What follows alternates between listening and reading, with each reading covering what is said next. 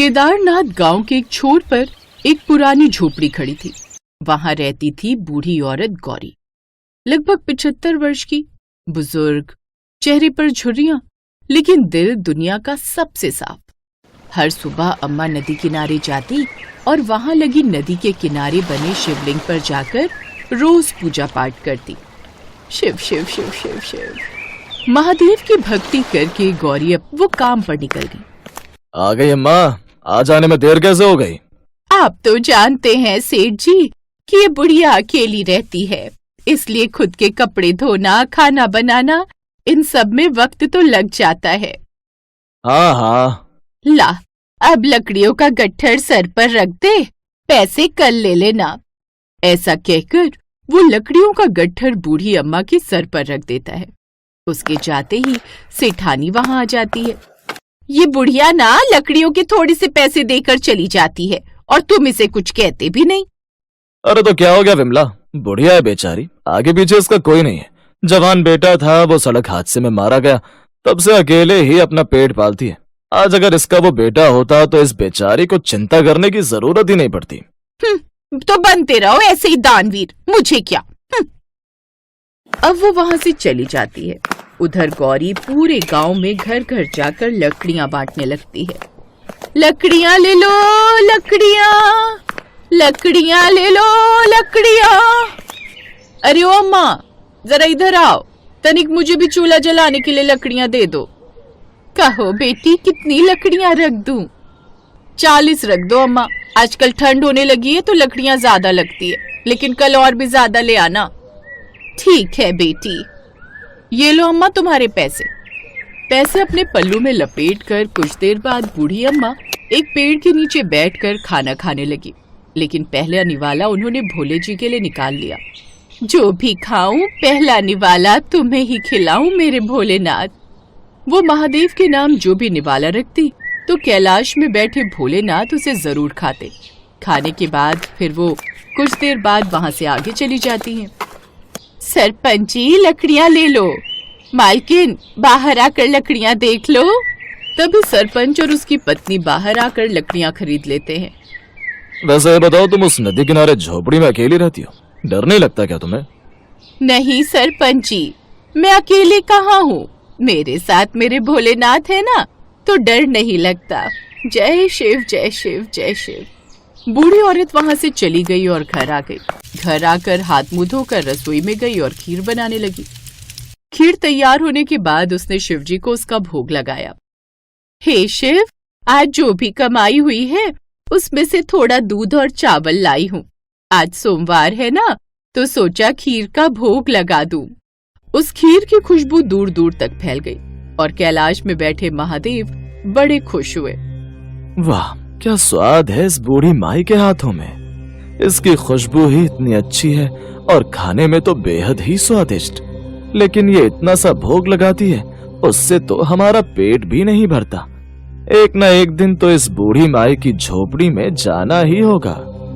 महादेव को भोग लगाने के बाद बूढ़ी माई भी खीर खाकर सो गई और अगली सुबह फिर उठकर नदी के पास भोलेनाथ के शिवलिंग पर जल चढ़ाती, जिसके बाद अपने काम पर निकल जाती।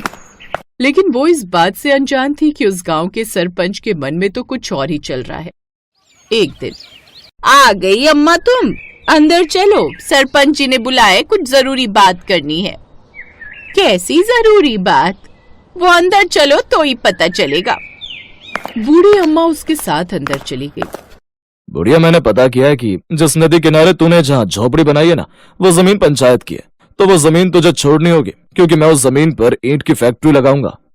नहीं नहीं सरपंच जी, ये आप क्या कह रहे हैं? ऐसा भला कैसे हो सकता है? वहाँ मेरी झोपड़ी, मेरा घर, मेरे शिव जी का शिवलिंग है, मैं वो जगह कैसे दे सकती हूँ? देख, मुझे वो सब नहीं पता, मुझे बस इतना पता है कि तुझे किसी भी हाल में वो जगह छोड़नी होगी। झोपड़ी का क्या है, कहीं आगे पीछे बसा ले, नहीं तो सारा जंगल खाली पड़ा है, वहीं कहीं बसा ले। वैसे भी तुझे कभी कोई जानवर खा भी गया तो क्या हुआ, उम्र तो हो ही गई है तेरी, आज नहीं तो कल तुझे वहां से जाना ही होगा। नहीं, मैं उस जगह को छोड़कर नहीं जाऊंगी। आज से 10 साल पहले मेरे पति ने उस गांव में, जो उस वक्त जमींदार था, उसे मेरा मंगलसूत्र देकर वो जगह खरीदी थी। कोई सबूत है क्या तुम्हारे पास? नहीं ना, तो अब तुम्हें वो जगह खाली करनी होगी। अम्मा सरपंच के सामने खूब गिड़गिड़ाई, लेकिन उसने उसकी एक न सुनी। अगले दिन सरपंच ने अपने आदमियों को वो झोपड़ी तोड़ने के लिए वहां भेज दिया और उस बुढ़िया का सामान बाहर फेंककर वो लोग झोपड़ी तोड़ने लगे। बुढ़िया वहां खड़ी आंखों में आंसू लिए रोती रही और अब उसने एक पेड़ के नीचे अपना सामान रखा और बैठ गई, जिसके बाद वो काम पर चली गई। रमा, ओ रमा, ये लो बिटिया, लकड़ियां लाई हूँ, वहां रख दो अम्मा, और ये लो पैसे। अरे अरे अम्मा, क्या हो गया? तुम रो क्यों रही हो? उस सरपंच ने मेरी झोपड़ी तुड़वा दी बेटी। वैसे अगर तुम बुरा ना मानो तो जब तक मेरे रहने का जुगाड़ नहीं हो जाता, क्या मैं तुम्हारे आंगन में रह सकती हूँ? नहीं अम्मा, तुम तो जानती हो मेरी सास को, वो तुम्हें यहाँ रुकने नहीं देंगी, इसलिए मुझे ऐसे ही रहने देना। ऐसा कहकर वो उसे वहां रहने से मना कर देती है। अब बूढ़ी अम्मा आंखों में आंसू लिए वहां से चली जाती है, उसी पेड़ के नीचे रहने लगती है। उसके पास रात को खाने के लिए कुछ भी नहीं होता है। हे भगवान, काफी जोरों की भूख लगी है, भूखे पेट नींद ही नहीं आ रही। उस बूढ़ी अम्मा की आंखों में आंसू आ जाते हैं और वो रोते हुए भोलेनाथ का नाम लेने लगती है। हे शिव, अब तू ही कृपा रख। तभी भोलेनाथ वहां एक बाल रूप में आए। वो अपने साथ दूध और चावल भी लाए थे।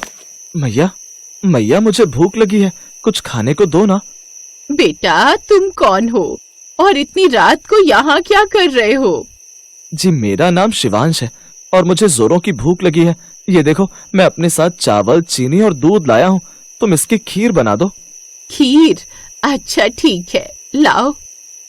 अब गौरी वहीं पर खुले में चूल्हा जलाती है और पतीले में खीर पकाती है। कुछ ही देर में खीर की खुशबू फैल जाती है। फिर गौरी उस नन्हे मेहमान को खीर खाने को देती है। अब दोनों मिलकर खीर खाते हैं। तू कितना प्यारा बालक है रे, कितना मनमोहक भी है। माई, तुम यहाँ इस पेड़ के नीचे रहती हो क्या? तुम्हारा घर कहाँ है? ये सुनकर बूढ़ी अम्मा की आंखों में आंसू आ जाते हैं। फिर वो उन्हें सारी बात बताती है। ये तो सरपंच ने ठीक नहीं किया, लेकिन तुम चिंता मत करो, देखना एक दिन तुम्हारे सारे कष्ट दूर हो जाएंगे। अच्छा अच्छा, चलो अब सो जाओ, बहुत रात हो गई है। अब वो वहीं पर चूल्हे की तपन में पास के उसी पेड़ के नीचे सो जाते हैं। फिर अगली सुबह उधर सरपंच अगले दिन जैसे उस जमीन पर ईंट की भट्टी बनाने का काम शुरू करता है, तो वहां से ढेर सारे सांप निकलने लगते हैं, जिसे देख सरपंच और सभी मजदूर दूर भाग जाते हैं। भागो भागो, सांप सांप। जो दूसरों के साथ जैसा करता है उसे वैसा ही मिलता है। तभी एकदम से वो सभी सांप वहां से गायब हो जाते हैं और फिर उसके बाद वहां पर एक बहुत बड़ा पक्का घर बन जाता है, जिसमें सुख सुविधा की हर चीज होती है। ये चमत्कार कैसे? ये किसका घर है? कौन हो तुम? कहीं तुम मेरे महादेव तो नहीं? तभी वो नन्हा बालक महादेव के रूप में प्रकट हो जाते हैं। उन्हें देख गौरी की आंखें भर आती हैं। माई, मैं तुम्हारी भक्ति से प्रसन्न हुआ। अब से तुम इस घर में रहोगी और साथ ही मेरा बाल रूप शिवांग के रूप में तुम्हारे साथ रहेगा। तभी महादेव अपने हाथ उठाते हैं और शिवांश का स्वरूप वहां प्रकट हो जाता है। ये देख बूढ़ी माई खुश हो जाती है और अब वो उसके साथ उस घर में रहती है।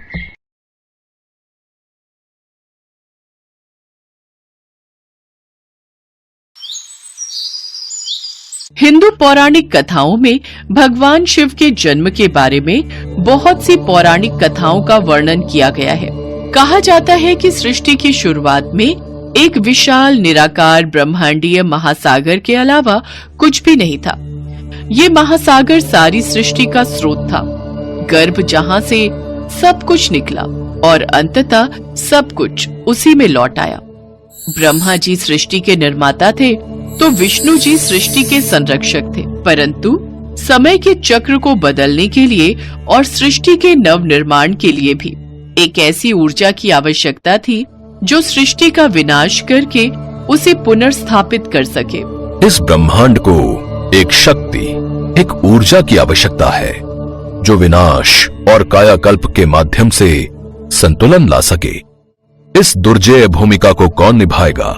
ब्रह्मांड को वास्तव में ऐसी शक्ति की आवश्यकता है, एक शक्ति जो हमसे परे है, समय, विनाश और पुनर्जीवन के चक्र को चलायमान रखने वाली एक शक्ति। पर ऐसी शक्ति। ब्रह्मा जी और विष्णु जी आपस में अभी इसी विषय पर बात कर ही रहे थे कि अचानक उनके समक्ष एक स्तंभ यानी खंभा प्रकट हुआ जो प्रकाश से चमक रहा था। पृथ्वी की गहराइयों से लेकर आकाश की ऊंचाइयों तक वो चमकता स्तंभ फैला हुआ था। उस स्तंभ का छोर दिखाई ही नहीं दे रहा था कि वो कहां से कहां तक फैला है। ये कौन सी दिव्य चमक है, क्योंकि ना तो इसकी शुरुआत पता है ना ही इसका अंत। मुझे इसका मूल खोजना होगा, मैं इसका अंत ढूंढूंगा। ब्रह्मा जी ने हंस का रूप ले लिया और ऊपर की ओर उड़ गए और खंबे का ऊपरी हिस्सा ढूंढने के लिए निकल गए। वहीं विष्णु जी ने वराह यानी सुअर का रूप धारण किया और पृथ्वी में समा गए। उन्हें खोजते खोजते युग बीत गए, लेकिन स्तंभ का छोर नहीं मिला और दोनों ने हार मान ली। वे दोनों वापस आ गए। मैं मूल का पता नहीं लगा सका, ये समझ से परे है, और ना ही मुझे इसका अंत मिल सका। ये प्रकाश वास्तव में शाश्वत है। ऐसा लगता है कि ये प्रकाश सदा ऐसा ही रहने वाला है। तभी वहाँ भगवान शिव अपने सबसे मौलिक, उज्जवल और शक्तिशाली रूप में प्रकट हुए। शिव जी की आवाज पूरे ब्रह्मांड में गूंज उठी। मैं शिव हूँ, संहारक और कायाकल्प करने वाला। मैं असीम, निराकार और कालातीत हूँ। मैं संतुलन बनाए रखने के लिए ब्रह्मांडीय चेतना से पैदा हुआ हूँ। हमें आपकी ही प्रतीक्षा थी। हम आपका स्वागत करते हैं। ब्रह्मांड चक्र के तीसरे और महत्वपूर्ण पहलू भगवान शिव के साथ मिलकर हम सृजन, संरक्षण और विनाश के संतुलन को बनाए रखेंगे। इस प्रकार प्रकाश के ब्रह्मांडीय स्तंभ से भगवान शिव प्रकट हुए। पारंपरिक अर्थों में पैदा नहीं हुए, बल्कि ब्रह्मांडीय चेतना से ही प्रकट हुए। उन्होंने ब्रह्मांड के शाश्वत चक्र के एक अभिन्न अंग के रूप में अपना स्थान लिया। विनाश को अंत के रूप में नहीं, बल्कि पुनर्जन्म और नवीकरण के लिए एक आवश्यक प्रक्रिया के रूप में दर्शाया। वो अंत जो हर नई शुरुआत से पहले होता है। विनाश और सृजन का मेरा नृत्य ब्रह्मांड की शाश्वत लय को कायम रखेगा। भगवान शिव ने अपना ब्रह्मांडीय नृत्य तांडव शुरू किया। ब्रह्मांड उनकी ऊर्जा से गूंज उठा, जो विध्वंसक और पुनर्जीवनकर्ता के रूप में उनकी भूमिका का प्रमाण है, जो अस्तित्व के अंतहीन चक्र का एक अनिवार्य हिस्सा है। भगवान विष्णु और ब्रह्मा जी ने मान लिया कि शिव ही सबसे महान और शक्तिशाली हैं। वे जिस खंबे से प्रकट हुए हैं, वो खंबा उनके न जन्म लेने और न मरने का प्रतीक है, क्योंकि उसके छोर का ना ही कोई मूल है और ना ही कोई अंत। भगवान शिव स्वयं आदि और स्वयं अंत है।